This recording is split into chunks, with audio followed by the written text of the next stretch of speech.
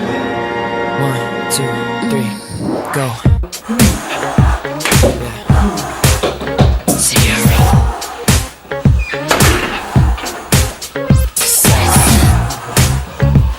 What are you doing? What do you mean? We need to film the promo, man. That's okay. This week for 168 In The Jing, for In Focus, we will preview a new fun way to exercise with family and friends. And that's why I'm dressed like this. Also, the regular features such as the top news story, Q News, and another interesting way will also be on there. Also, we are going to do a new feature we like to call Picture Perfect. This week we will discuss a historic document that came all the way to Beijing. That's right. As always, please share the channel as much as you can. Get in touch on the email 168inthejing@163.com, and we hope you watch next week's show. Finally, for anybody who missed the show that we released on Monday or didn't quite understand everything, we're about to re-release it at the end of this promo with some subtitles to make it a lot easier for you to understand. So hope you enjoy that and like the video at the bottom. okay, hopefully see you for next week's show. Until then, goodbye from 168 In The Jing. See you soon. Consistently, but now it's my turn to watch you. No. Ain't gonna stop.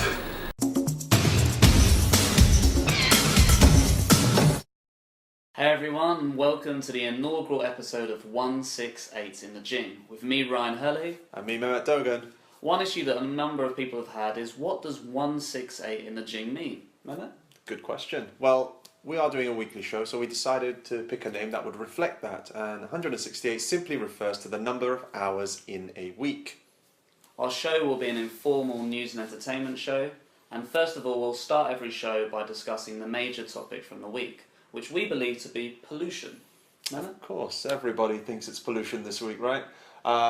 Your number of photos, terrible sky, everything's grey, and so on. We always seem to have some time in Beijing where pollution has to be discussed. The thing is, we're both from England, and pollution in England and China are a world away from one another. When it came to Wednesday, Tuesday, earlier in the week, the pollution reached a level which I haven't seen it reach before. We could barely see across the streets. You couldn't see buildings from a matter of 100 yards away. Why? Actually, in terms of that, it wasn't a case of that it was higher than normal. I have seen it higher, but it was just a sustained level for a long time, which is why people were getting a little bit concerned with it. But a lot of people have said it's because of the wind, this amazing wind which has the power to clear Beijing, and apparently there was none of it, and the weather was too hot. It didn't feel very hot to me. When you speak of wind, the transformation from Wednesday to Thursday was incredible. It went from thick pollution to clear blue sky within a matter of 24 hours. Wind? Purely wind? So they say. I mean, who am I, Mehmet Dogan, to, even say anything against these guys? They're professionals. They know what they're I talking think about. wind would be a big factor. I think another one was on Tuesday, Wednesday, a lot of people coming back to the city. And one thing that was really interesting, on Tuesday I went to the Beijing China Tennis Open, and the pollution was so bad it started seeping into the stadium, and afterwards Nadal was interviewed about it.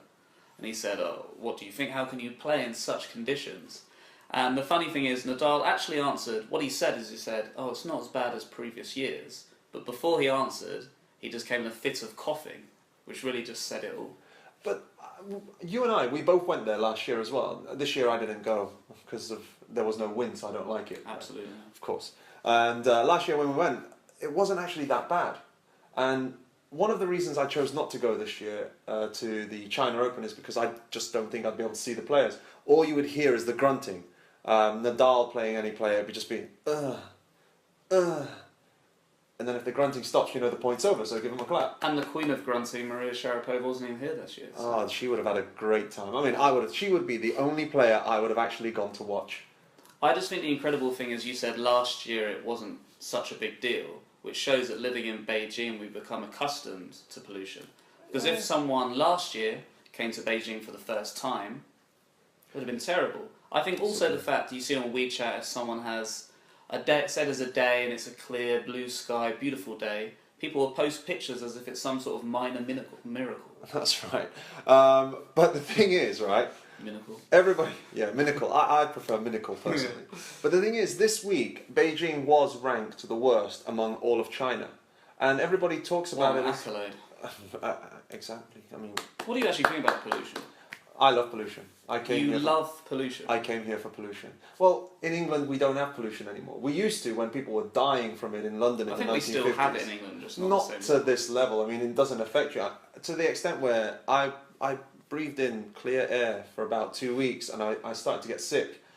And I only felt better once I put my face behind a car and just sucked it all in. It felt great. Well, I would say that's a rare case. For most of us, we hope that pollution becomes something of the past and Beijing can join the norm, if you like, and enjoy regular days with clear skies and pollution, and hopefully be consigned to the past. But the Beijingers must realise it's not as bad as you think. Yes, maybe this week it was bad, but if you look at the statistics, Beijing's only ranked 30th in the whole of China for pollution last year, in the whole entire year. It's not as bad as you think. All right? Well, anyway, let's move to something more positive, and our second feature for the show, which is Q News. Q News is where Mehmet and I will share one quirky story each. By quirky, what do we mean by quirky? Something, it's still news, all right? It's still something that's going to be reported, but it's a little bit more unusual or something that will never be spoken of first. And some people will just think, oh, whatever, who cares? But we care. We think it's more interesting. So, Ryan, go, hit me. Okay, well, Not we've got literally, 10 but these hit me. news stories, and I haven't told Mehmet before what I'm going to share with him. And my news story is quirky, but everyone knows about it, and it's related to Angela Baby. Do you know Angela Baby? Who the hell is Angela Baby? Angela Baby is one of the top celebrities in China, not for anything in particular.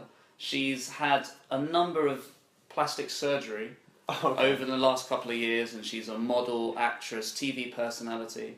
You might know, what's that show where they all are chasing around after one another? And they all have to get the tags from their backs. Running Man!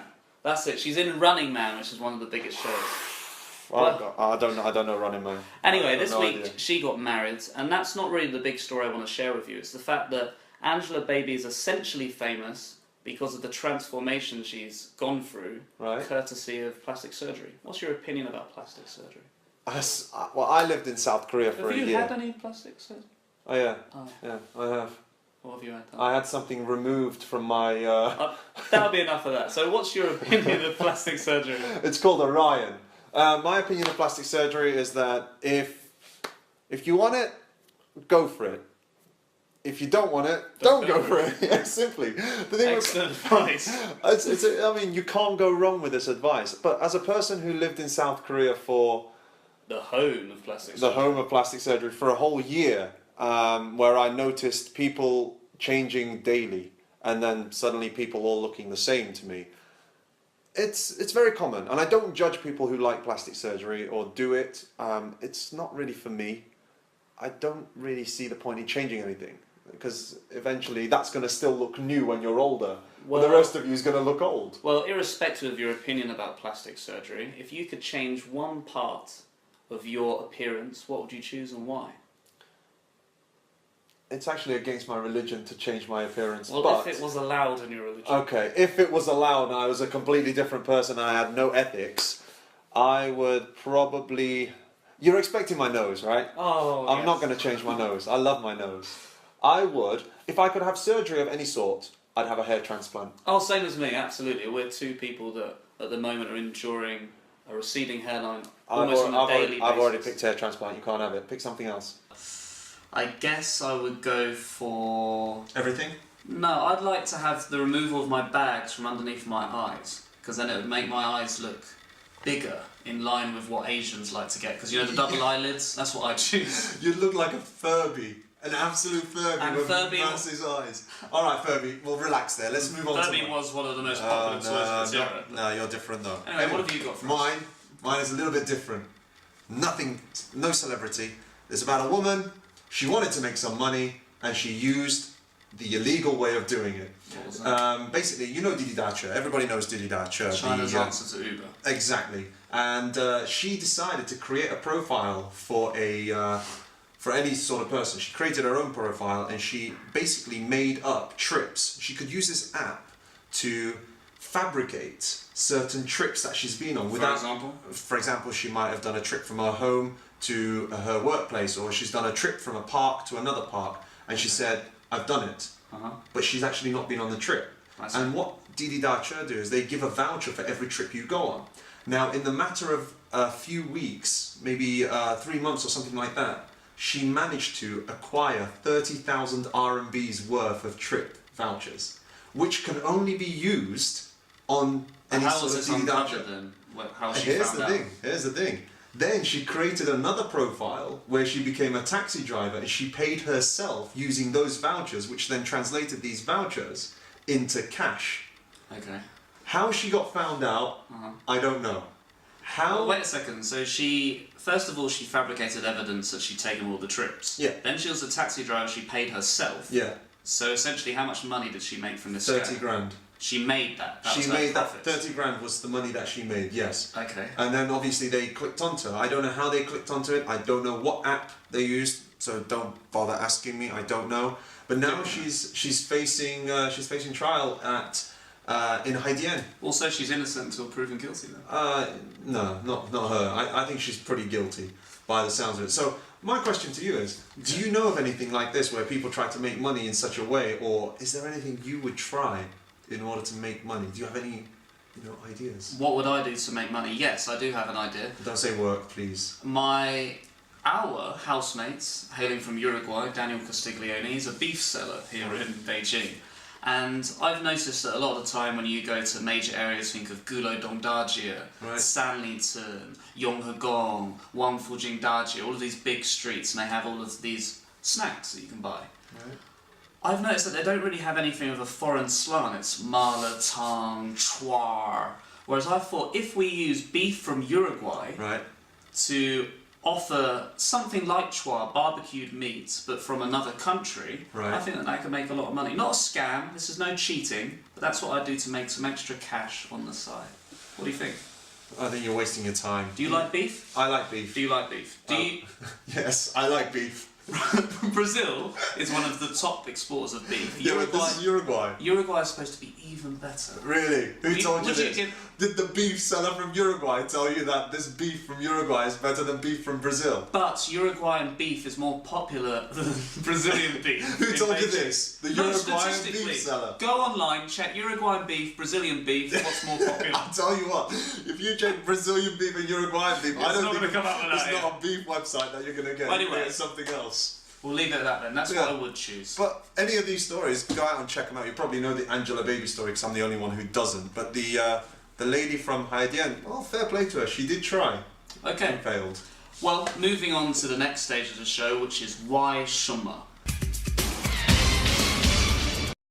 Right, why Shuma? Why Shuma, we combined the English word for why with the Chinese word Wei Shuma. Genius. I know.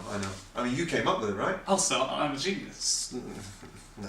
Anyway, what have you got for today's why Shuma? The why Shuma is related to the subway. Now, most of you are thinking, for those of you who can't work out why we've called it this, there are many things around Beijing you might have seen. I'm looking outside while I say this. There are many things around Beijing you may or may not have noticed, and it's a little bit different. And one of the things is the Beijing subway. The first line was number 1, then it was number 2, then it was 13. Why Shuma? Oh dear God. Yes, why Shuma? And we wanted to find out why, so we did a little bit of digging. Do you know? I think I know partly the reason behind. I know that they had a structure in mind that 1 and 2, when were they constructed? Line 1 was started in, I need glasses so I can be a geek for this, 1969. Line 2 started in 1971, and they... Line 13, 2002, I believe. 2002 they started, yeah, yes. Well, I don't know exactly why line 3 was the one that was skipped. 3 to 13 is a huge gap. But I do know that a long time ago, the Chinese government had a future plan in mind. Right. They had a range of different lines, and it wasn't chronological. Take, for example, line 10 was constructed before line 7. So I know it's not entirely chronological, but I don't know why line 3 was not third. Actually, line 3, they decided not to build that one or construct it at that time because most of line 3 goes through what is more like line 6 now, and through the centre of the city. Yeah, through the centre, from yes, that's right, from east to west. And or you could say west to east, however you want to go about it. East to west. Let's go east to west, okay. And they decided most of those places were quite already affluent areas, you know, political parts, and they didn't really... Sorry, you say already affluent. So Yeah. wouldn't that be the places where lots of people have to travel to for work? Essentially, that's what you'd think. But with China, they wanted to create more growth, economic growth. So they decided to Spread build the growth. Exactly, they wanted to spread it, but they wanted to spread it in places where there was more potential, and places like the north of Beijing towards Huilingguan, towards the Line south, 13. yeah, line 13, towards the south where you've got the Fengtai and places like that. They wanted to build all those, and then I see. before they had time to come back and do 13, you had the Olympics, and then they had to do 8. And So that's why something like line 8 and line 6, very central, were delayed a little bit longer. Exactly. Okay. But essentially, they had only 2 lines in China between That's part of 1969 30, 40 to years. 20 years. 1981 to 2000, they had practically those 2. Oh, okay. And actually, line 2 was completed before line 1. That is incredible. I know. Well, if anyone has any why shummas in future that you think why this, why that, why not get in touch and we'll see if we can find the answers for you. Or even better, you find the answers and you tell us. It makes it a lot easier for us, you know. So what have we got next, man? What's the next feature of today's show? It's a part of the show we like to call Shay Says. Like Nisha Shay. Who? Oh, who? Okay, great. Who? Oh yes, well, I've chosen today's quote and it's simply this. There will always be surprises. Have you heard that quote this week? I've heard people say that, but I've not heard that quote. No. Well, this quote was from Ai Weiwei. Do you know Ai Weiwei? I think everybody knows Ai Weiwei. What do you know about him? Sorry, everybody knows him. Sorry, don't put a gun to me. What do you know about him? Well, what do you know about him? I know his name. I know he's I think anyone would know his name after being told his name. Well, don't tell me then. Just don't tell me. He's an artist. I think he's an artist, right? Yeah, he's an artist. Honestly, I'm sorry if Ai Weiwei is watching, and he will be at some stage. I think. Sorry, Ai Weiwei. Sorry about that. I don't think. Well, what I he's know what's going on. particularly famous for is he is a dissident. He's been very vocal in his criticism of the Chinese government. And this quote, "There will always be surprises," is related to his apartment. When he returned from a trip, I think he went to Germany last week. He came back, I'm not sure exactly, Monday or Tuesday. And when he came back to his apartment, there were loads of bugs dotted around his living room and his studio. Right. What do you think they were trying to find? Honestly, I never understand why most people bug other people's apartment, apart from, you know, clearly they want to know if he's plotting something. But do you think as really in, like- someone of his intelligence would be plotting? Not plotting something like that, but plotting maybe another piece of art that he wants to do, which might be negative towards the government, maybe something like that, or they want to stop Something it from... that gives a view that's detrimental. Exactly, and that's a lot of the time what it's about. Well, it's isn't not so much I want to know about the quote. I just wondered, where do you think the line should be drawn? An invasion of privacy such as that? it? To be honest, with Big Brother watching all the time, there's never a... That's ridiculous. How big is your brother? No, Big Brother's in reference to cameras, I not know. size. No, but you... I don't really know what you're suggesting. We're not going to have any cameras in this Do you think apartment. I'm looking at one person? You could It's be. in reference to different cameras. You could be. But in terms of Big Brother, they like to keep tabs on us all times. China's not the only place where this happens. I mean, there are some countries where it's better, actually. For example, if you go to, I believe in Japan, there's a camera every 200 meters or something like that. Alright. Something... Have you made that up? No, I have seen this somewhere. Please check that online because I that think I've seems seen this very somewhere. specific. And in England, they That's what it spend is. billions and billions of pounds every year Alright. on cameras, like CCTV. And it's... Not the TV channel. No, not the Why would CCTV... Are you drunk? I think we should move on to the final feature now. I don't think so. I want to talk about this for a little bit longer, because I want to know what you think.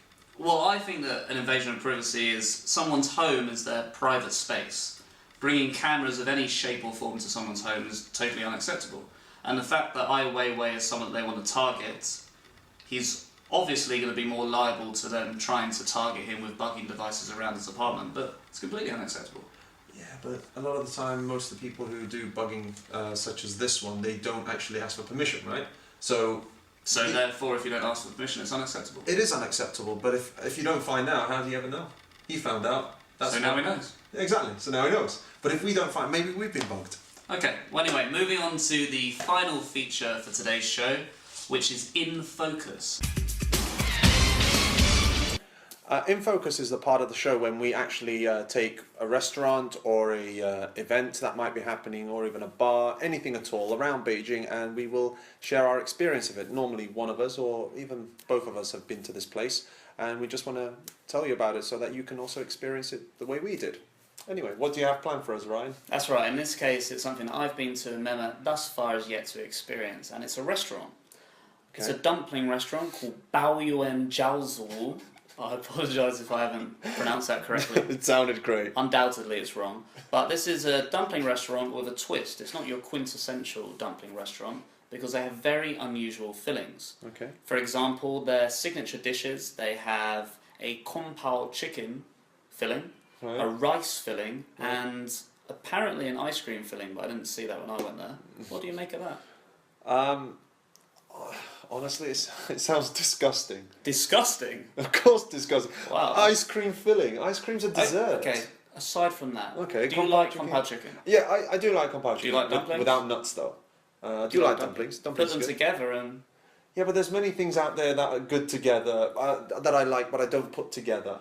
That's a good point, but I think for example, I don't know. The concoctions that they have here, I think, are fantastic. It's a very popular restaurant, so I'd recommend that people go. Okay. Well, yeah, go try it. I mean, to be honest, I will definitely go and try it because you should at least once. Definitely should. And he normally gives good suggestions in basically. Oh, thank you, Matt. Oh, sorry. Too soon. So, you know, we're not that close. We are physically very close right now. Anyway, definitely go try it. I will personally go and try it and see what it's like. But can you tell me a little bit more about prices? What kind of prices? Yeah, absolutely. I think it's very affordable. The signature dishes that I mentioned earlier, you would get in one portion 6 dumplings, and they cost between 18 to 22 RMB. Okay, that's not too bad. I'd like bigger portions, but yeah, bigger or more in quantity. More in quantity, yeah, and bigger, just massive. And the thing is, I also feel the restaurant's more of an experience. It's not essentially just go there to eat food and that's it. This is more. You can share the dishes. They have really interesting colours. Purple dumplings, multicoloured. You can talk about the different fillings. Okay. Oh wow, I never imagined them coming up with this. So I think it's kind of exciting. It's more than just you're going there to eat. It's a true experience, a dining experience. Well, hopefully, you seem to be talking very positively about it. Hopefully my experience will be... I wouldn't preview if I didn't like it. Yeah, that's a very valid point. And you didn't even tell me you were going to preview this, so... At the I do have a question for you though related to this. Hit me. Oh, we hit you with a question. I can see. If you could choose any dumpling filling, what would you choose and why? Good question. I'm full of it tonight. You certainly are. There is one that I would definitely pick. Now, I don't think anyone will know this, but there's this dish in Turkey called sucuklu yumurta. Oh, I love it. Absolutely love it. Can't get enough of it. Do you really? What is it? It is a Turkish dish. Exactly. Now, just to explain for any of you, obviously you're all fluent in Turkish, but anyone who isn't, sucuk is... Maybe. Definitely, actually. Sucuk is a beef-style sausage with garlicky taste to it. It's a little bit spicy, it's got a little zing to it, really nice. Yumurta just simply means egg. So it's beefy sausage, egg, basically. Beefy sausage. Exactly, or it's egg with beefy sausage. Kind of a wittier name for that. Alright, egg. Anyway, for what it's worth, if I could choose a filling, I would choose a Terry's orange dumpling. Terry's orange, most of you may not know, is chocolate orange, and it's so delicious. Right. Imagine the dumpling, and the chocolate is integrated into the exterior of the dumpling. Right. Then with one segment in the middle, that when it gets hot, the chocolate melts, and when you eat steamed buns, right? Yeah. Sometimes the flavouring explodes into your mouth. Can you show me how it explodes again? Like this. Okay. And I can imagine the chocolate exploding into my mouth, and it'd just be such an incredible experience, rich and flavourful. Sounds great. Well, for anybody who wants to see the video, just search the beef and Uruguayan beef selling website from earlier. You might even get this footage. Anyway, on that note, I think we should probably wrap up before you get too excited about your jiaozi with whatever it is. Absolutely. Well, thanks for everyone that watched today. And if you want to get in touch, you can go via email at 168inthejing@163.com. That's correct. Follow the WeChat channel, the Weibo page, and if you have anything that you'd like us to preview in the show, please get in touch. Also, with the email, you can send us any of your opinions, anything you think we could do better, because we're all ears. We'd be happy for any suggestion, or we're all full of eyes. ears, yeah. Just full of ears, just lots of ears everywhere. But hope you enjoyed the show. We sure enjoyed making it, and hopefully see you next week in 168 hours. That's all from us at 168 in the Jing. See you next time. 168 in the Jing. Don't forget us. Take care.